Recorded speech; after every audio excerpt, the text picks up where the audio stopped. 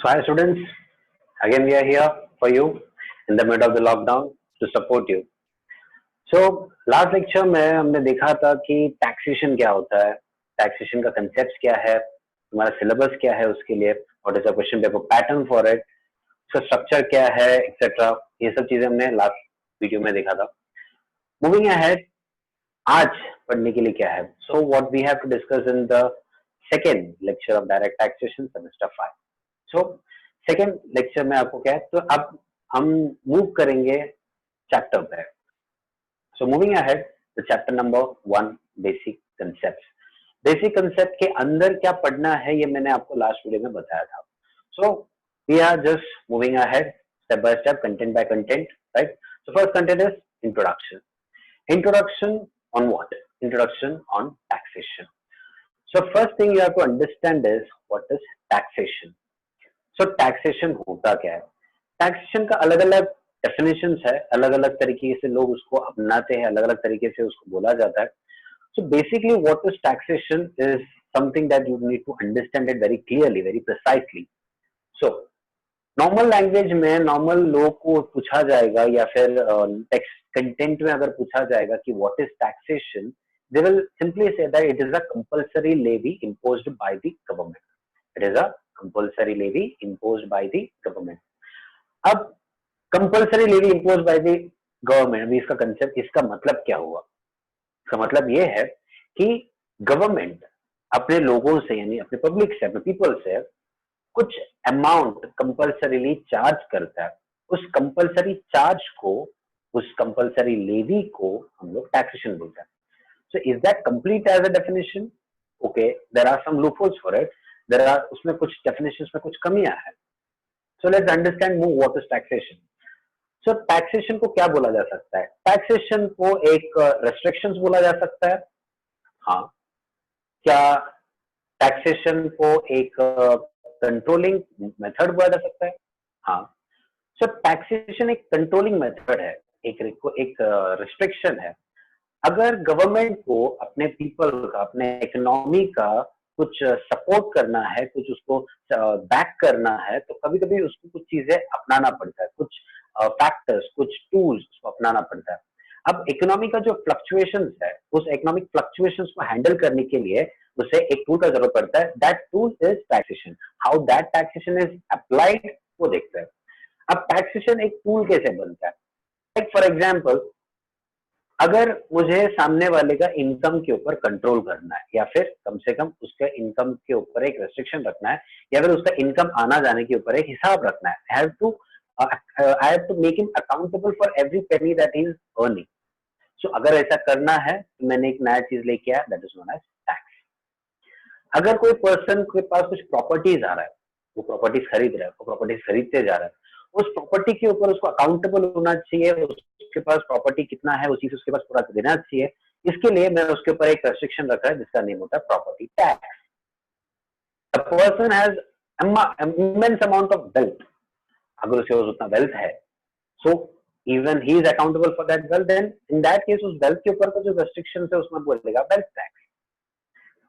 Companies companies कई सारे productions करते हैं, इमेंस लेवल पे प्रोडक्शंस होता है, उनके डिस्ट्रीब्यूशन है, प्रोडक्शन पे, डिस्ट्रीब्यूशन पे उनको गवर्नमेंट को कंट्रोल करना है. So they implemented a method taxation. Production पे कंट्रोल करना था, दे इम्प्लीमेंटेड एक्साइज. उनको डिस्ट्रीब्यूशन पे करना था तो गुड्स एंड सर्विस टैक्स आ गया. सो ऐसे हर टाइप का, हर फैक्टर्स के ऊपर, हर चीजों के ऊपर जब गवर्नमेंट को एक तरीके का कंट्रोल या एक तरीके का रेस्ट्रिक्शंस रखना रहता है अपना इकोनॉमिक का फ्लक्चुएशंस को, या फिर इकोनॉमिक का जो फ्लो है उसको मेंटेन करने को, अगर उसको जरूरत के लिए, अगर उसको एक मॉनेटरी टूल का जरूरत है, एक इफेक्टिव टूल का जरूरत है, तो वो इफेक्टिव टूल है टैक्सेशन. सो टैक्सेशन को गवर्नमेंट का एक टूल समझो जिसके थ्रू वो इकोनॉमिक फ्लक्चुएशंस को हैंडल करता है. अब गवर्नमेंट का ये जो टूल है, इसके आगे क्या, other than being a government levy, इसके आगे क्या? टैक्सेशन में दो टाइप्स होता है. अब what are those types? Now the types are direct taxes and indirect taxes. Direct taxation and indirect taxation का concept क्या है? Now why there is a direct, I mean why direct is called as direct and why indirect is called as indirect? Direct taxation क्यों बोला जाता है? इसका reason simple है, क्योंकि वो बहुत डायरेक्ट है। कैसे डायरेक्ट है? कलेक्ट करने में। अब लाइक फॉर एग्जाम्पल, अगर मैं कोई चीज जाके खरीदता है, मैं अगर कोई चीज जाके खरीदा जाएगा, so if I am purchasing a product, if I am directly going to a shop and purchasing a product, so I am paying for that, I will be paying for that, I will be getting that product, I will be using that product. अब ये जो scenario है उसमें पैसा मैंने दिया, सामान मैंने लिया, आई एम यूजिंग इट। अगर वो पैसे से अगर मैंने जो खरीदा, अगर वो प्रोडक्ट अच्छा चला, प्रोडक्ट वो अच्छा मेरे लिए हुआ। अगर वो प्रोडक्ट अच्छा नहीं चला तो प्रोडक्ट बुरा मेरे लिए हुआ। तो इन दैट केस इफेक्ट्स जो भी है डायरेक्टली वही पर्सन के ऊपर हो रहा है जो उसको पे करता है। जिसके लिए तुमने पे किया उसी पर्सन को अगर उसका हर चीज को बेयर करना पड़ेगा, in that case that is called as your direct taxation. When the payer and the bearer are both the same person, in that case that taxation is known as for direct taxation। क्योंकि government directly जो income earning person है उससे directly charge किया जाता है, या फिर कोई भी तरीके का डायरेक्ट टैक्सेशन रहने दो, गवर्नमेंट डायरेक्टली उस पर्सन से कलेक्ट करवा के लेता है। There is no intermediaries in between, कोई चैनल नहीं है उसके बीच में, वो डायरेक्टली पर्सन से डायरेक्टली कलेक्ट करता है। So in that case it is called as your direct taxation. Indirect taxes, on the reverse case, it has a proper channel for it. It has a regular channel, it has a irregular channel. उसका channel fluctuating है, उसका different तरीका है। अब why there is indirect taxation as an indirect tax? Again, going for example, अगर समझ लो the same scenario में, for example जब तुमने सामान खरीदा, शॉप में जब सामान खरीदा, तुमने तुम्हारे लिए नहीं खरीदा था। For example समझ लो तुमने उसको किसी को गिफ्ट देने के लिए खरीदा था। अगर तुमने उस चीज को गिफ्ट देने के लिए खरीदा गया है तो इन दैट केस यू पे for that product, you will get the product but you will not be using that product, right? You will be giving it to some other person. So if you are giving it to some other person, if that product was good, it was good for him. If that product was bad, it was bad for him. So अगर वो product अच्छे से चला तो अगर वो उसके लिए अच्छा है, अगर वो प्रोडक्ट अच्छे से नहीं चला तो उसके लिए अच्छा नहीं है, उसके लिए वो बुरा प्रोडक्ट है। क्लियर? बट पे करने वाला कौन था? मैं। अच्छा या बुरा किसका हुआ? जिसको प्रोडक्ट मिला। तो this are two different person. तो ये जो टू डिफरेंट पर्सन का सिनेरियो होता है, when the payer and bearer, payer मैं, बेरर वो, तो पेयर और बेरर ये जब दो अलग अलग पर्सन होता है, दैट काइंड ऑफ टैक्सेशन या फिर that kind of system is known as your indirect taxation. Tax actually pay करता कोई और है, बट उसके लिए जो बेयर करना पड़ता है, उसको जो रिस्पॉन्सिबिलिटी उठाना पड़ता है या फिर उसके ऊपर जो दबाव गिरता है वो टैक्सेस का, वो कोई और होता है, जिसको आप नॉर्मली कंज्यूमर करके बुलाया जाता है, फिर कस्टमर करके बुलाया जाता है। ऐसा प्रॉपर चैनल, उसके लिए एक अलग सिस्टम ही है टोटल इनडायरेक्ट टैक्सेशन का। इनडायरेक्ट टैक्सेशन आपको सेम 6 में पढ़ने के लिए मिलेगा। फिलहाल we will focus on direct taxes. So direct taxes is that kind of a taxes where taxes are directly collected from the people, from the public, but through a without any intermediaries. Clear? So government without कोई intermediaries का उन लोग directly जाके जब collect करता है, उस type of taxation को बोला जाता है direct taxes.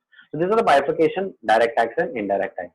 Basically आपको इतना ही समझना है, direct taxes में you are paying the tax and you are bearing the paying for it. अगर इनडायरेक्ट टैक्स की मैं बात करेगा, इनडायरेक्ट टैक्स में if you are paying it, you are not bearing it. That is the relation between direct and indirect taxes. Moving ahead, direct taxes में अब यहाँ पे as per the syllabus direct taxes में आपको पढ़ना क्या है? डायरेक्ट टैक्सेस में आपको पढ़ना है इनकम टैक्स के बारे में। यस, इनकम टैक्स के बारे में। डायरेक्ट टैक्स में और भी अलग अलग तरीके के टैक्सेशन सिस्टम्स है, बट उसमें प्रिसाइसली या फिर मोस्ट इफेक्टिवली चलने वाला या फिर आपको सिलेबस के लिए मोर इम्पोर्टेंट समझा गया वाला दैट काइंड ऑफ एक्ट या फिर वो टैक्स इज इनकम टैक्स।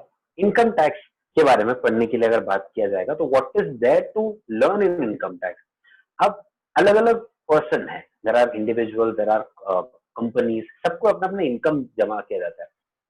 अब ये मेजर सोर्स बन जाता है डायरेक्ट टैक्सेस का, मेजर सोर्स बनता है टैक्स रेवेन्यू का, किसका? गवर्नमेंट का।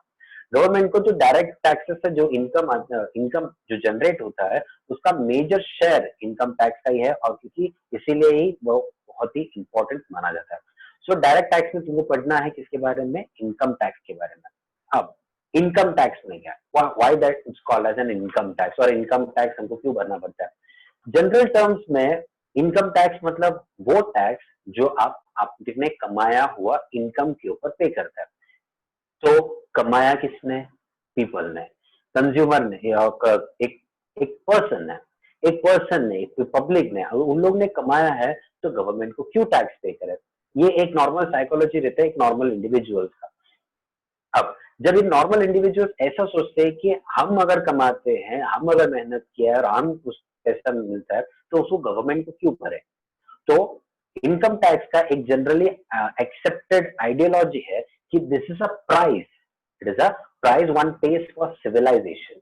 मतलब एक इंडिविजुअल अपने हक से, अपने पैसे में से कुछ पैसा देता है, क्यों, सिविलाइजेशन के लिए, ताकि तुम लोग तरक्की करें, कन्वर्ट हो, विलेज से सिटी में कन्वर्ट हो, टाउनशिप आए, सिटी स्मार्ट सिटीज बने, या फिर इनफैक्ट डेवलपमेंट हो, इन शॉर्ट, वेरी शॉर्ट में डेवलपमेंट हो। सो income tax is a price that one pays for civilization। ये एक आइडियोलॉजी है, ये प्रिंसिपल या फिर एक कंसेप्ट है जिसके थ्रू इनकम टैक्स एक्ट पूरे तरीके से बनाया गया है। अब इनकम टैक्स अगेन क्यों भरा जाता है, क्योंकि इनकम के ऊपर उनको कंट्रोल करना है। एज आई सेड अर्लियर, कोई भी चीजों के ऊपर कंट्रोल करना है तो गवर्नमेंट एक टैक्सेशन सिस्टम लाता है। तो इनकम के ऊपर टैक्स भरना गलत, दैट्स नॉट इनकम टैक्स।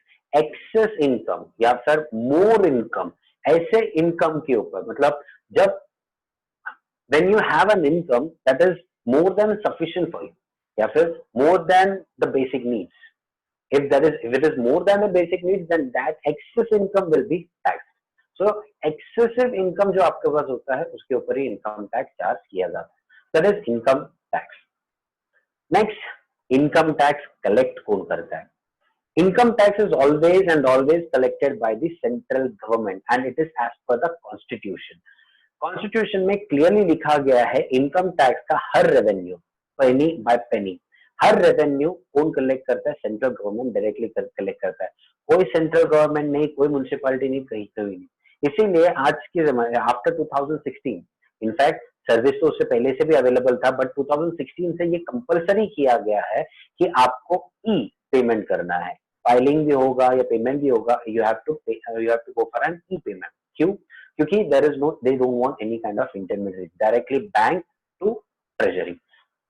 तो सेंट्रल गवर्नमेंट ने डायरेक्टली, सेंट्रल गवर्नमेंट के पास पूरा अधिकार है किसका, इनकम टैक्स को कलेक्ट करने का। और ये इनकम टैक्स को कलेक्ट करने का अधिकार कौन देता है, कॉन्स्टिट्यूशन देता है, अपना इंडियन कॉन्स्टिट्यूशन सेंट्रल गवर्नमेंट को इसका ऑथराइजेशन देता है। क्या, next next next is your law, income tax act. Income tax जब कलेक्ट करता है, इनकम टैक्स कैसे चार्ज करता है, इनकम टैक्स कैसे जमा होता है, इनकम टैक्स कैसे फाइल किया जाता है, everything. So all these content should be under a proper reforms, proper rules, proper act। तो इनकम टैक्स के लिए भी एक ऐसा एक्ट का जरूरत था। So इनकम टैक्स एक्ट बनाया गया, income tax act was established in 1961। So income tax act is named as Income Tax Act 1961। अब कंफ्यूजन होता है, देयर आर मेनली कंफ्यूजन है कि 1961 है या 1962 है। So it's not about a confusion, act 1961 का ही है, बट वो जो रूल्स है वो 1962 का है। मतलब एक्ट जब बनाया गया था, एक्ट जब बनाया जाता है, वो एक्ट पास होने के बाद there are accepting rules for it, उसको अप्लाई करने के लिए कुछ रूल्स बनाया जाता है, वो रूल्स 1962 का है। So if you are confusing with income tax act 1961 है या 62 है, act will always be 1961, but rules that we are applying it is from 1962। So implement क्या करता है, 1961 का एक्ट क्या इम्प्लीमेंट करेगा, रूल्स इम्प्लीमेंट करेगा। कौन सा रूल्स, जो 1962 में बनाया गया। So that is income tax rules 1962। Moving ahead, administration. अब पूरा जो कलेक्शन है या फिर जो सेंट्रल टैक्स या फिर इनकम टैक्स के बारे में बात करेगा, तो इनकम टैक्स को एडमिनिस्टर कौन करता है। इनकम टैक्स पूरे तरीके से सेंट्रल गवर्नमेंट के हाथ में आता है। अभी it's a chain, like constitution है, कॉन्स्टिट्यूशन ने पावर किया, एम्पावर किया किसको, सेंट्रल गवर्नमेंट को, क्या करने के लिए, पूरा चीज कलेक्ट करने के लिए। सेंट्रल गवर्नमेंट ने उस पर्पज के लिए एक एक्ट बनाया। कौन सा एक्ट बनाया, इनकम टैक्स एक्ट 1961 बनाया।